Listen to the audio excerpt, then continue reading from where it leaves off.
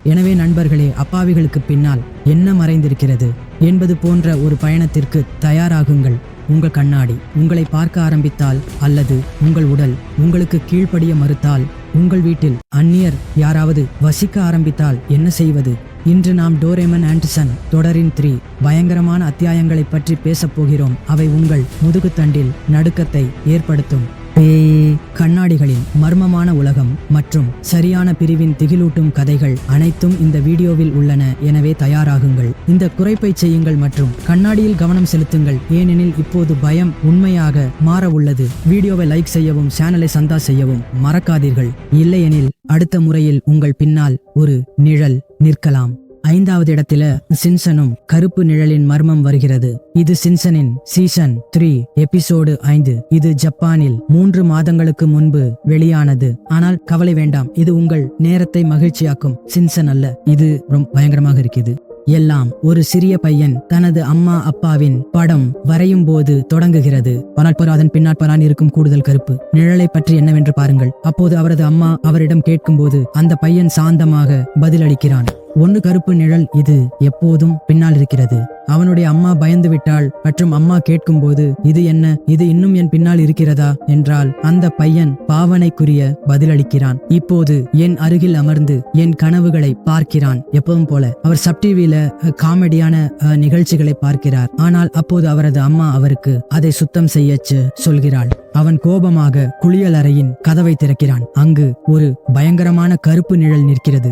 இப்போது சிம்சன் பயங்கரமானவன் அல்ல, ஆனால் இதை பார்த்து அவனும் பயந்து விடுகிறான். கதவை மூடுகிறான் மற்றும் சொல்கிறான், சாந்தமாக இரு அண்ணா, எதற்கும் அவசரம் இல்லை. ஆனால் அவர் மீண்டும் பார்த்தால் கருப்பு நிழல் குளியலறையை சுத்தம் செய்து கொண்டிருக்கிறான். மன்னிக்கவும், இது வீட்டில் வேலைகளையும் செய்கிறது. சிறிது நேரத்தில் 1 கருப்பு நிழல் சிம்சனின் முழு குடும்பத்தை மயக்கமாக்குகிறது. இதனால் இது ஒரு இழந்த உறவினர் என்று எண்ணுகிறது. சிம்சனுக்கு மட்டும் ஏதோ தவறு இருக்கிறது என்று உணரப்படுகிறது. எப்போது சிம்சன் இது எங்கள் உறவினர் என்றால் அப்போது மிகவும் பயங்கரமான திருப்பம் வருகிறது. இதுக்கு என்ன பேர்? இங்கே உண்மையான பயம் தொடங்குகிறது. ஆனால் இந்த கருப்பு நிழல் யார் மற்றும் இது சிம்சனின் குடும்பத்தின் ஒரு பகுதியாக ஏன் ஆக விரும்புகிறது? இது உண்மையிலேயே மனதை பிழிகிறது. இது அனைத்து தனிமைப்பட்ட குழந்தைகளின் ஆற்றலால் உருவாகிறது. பெற்றோர்கள் எப்போதும் நேரம் ஒதுக்கவில்லை. காணாத குழந்தைகளின் ஆற்றலால் உருவான 1 நிழல் சிம்சனுக்கு தனது பாவனைக்குரிய குரலில், நீங்கள் என் குடும்பத்தின் ஒரு பகுதியாக இருக்கலாம்.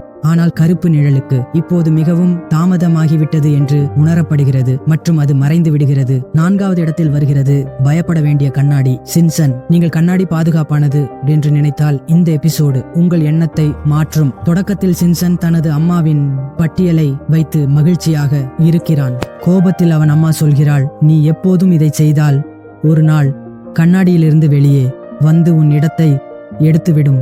முதலில் சிம்சன் இதை நகைச்சுவையாக எடுத்துக்கொள்கிறான். ஆனால் அவர் சென்றவுடன் கண்ணாடி மர்மமான முறையில் ஒளிர ஆரம்பிக்கிறது.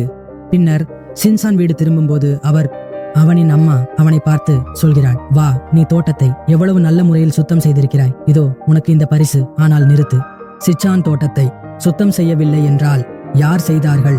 சிம்சன் முழுமையாக அதிர்ச்சியில் இருக்கிறான்.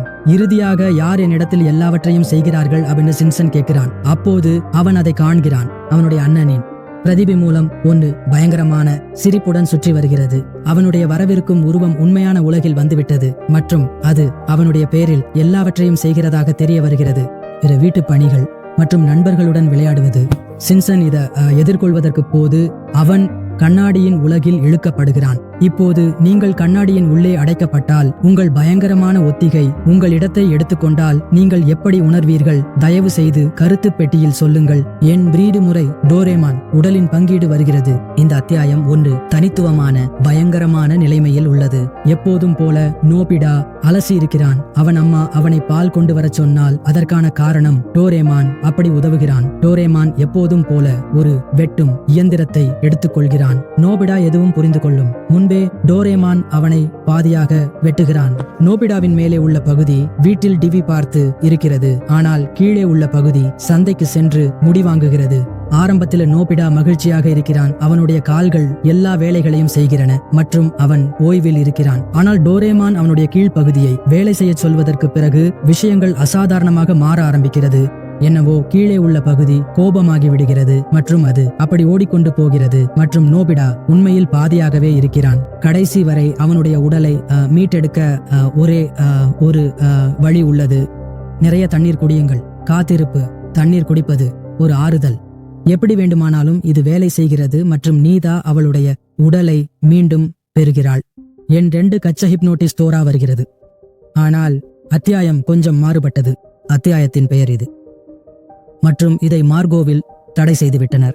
இதில் 1 நீண்ட ஹிப்னோட்டிசம் கற்றுக்கொள்கிறான் மற்றும் அதிலிருந்து சோதிக்கிறான். இப்போது அவன் இன்னும் புத்தகம் எடுத்துக்கொண்டு நகரத்தின் மக்களை ஹிப்னோட்டிஸ் செய்ய ஆரம்பிக்கிறான். ஆனால் பிறகு என்ன நடக்கிறது? ஒரு அந்த கவனத்தை மாறுபடுத்துகிறது மற்றும் எல்லா மக்களையும் அடிக்க ஆரம்பிக்கிறது. மார்கோக்கு மிகவும் அசாதாரணமாக தோன்றியது மற்றும் இந்த அத்தியாயம் அங்கு தடை செய்யப்பட்டது. சிங் கேட்டோ முதலிடத்தில் உள்ளனர். ஆனால் இதற்கான 1 திரைப்படம் தடை செய்யப்பட்டுள்ளது. இதற்கான காரணம் பயமுறுத்தும் காட்சிகள் மற்றும் சில காட்சிகள். இதில் சின் மற்றும் அவனுடைய நண்பர்கள் தோன்றுகிறார்கள். இந்த குழந்தைகள் மீது மோசமான தாக்கத்தை ஏற்படுத்தலாம். அதனால் இதை இந்தியாவில் முற்றிலும் தடை செய்துவிட்டனர். அந்த நண்பர்களே இவை சிங்சன் மற்றும் டோரேமோனின் 3 மிக பயங்கரமான அத்தியாயங்கள் மற்றும் பேயின் நிழல், கண்ணாடி மற்றும் உடல் பங்கீட்டின் கதைகள் பயத்தை புதிய நிலைக்கு கொண்டு சென்றுள்ளன. இந்தங்களில் எது உங்களுக்கு மிகவும் பயங்கரமாக தோன்றியது? நீங்க கருத்துல கண்டிப்பா சொல்லுங்க. நீங்கள் இதை பிடித்திருந்தால் லைக் செய்யவும். சந்தா, அடுத்த முறைக்கு வரை பயங்கரமாகவே இருங்கள் மற்றும் உங்கள் கண்ணாடியில் கவனம் செலுத்துங்கள். அடுத்த வீடியோவில் சந்திப்போம். அப்போது வரை வணக்கம்.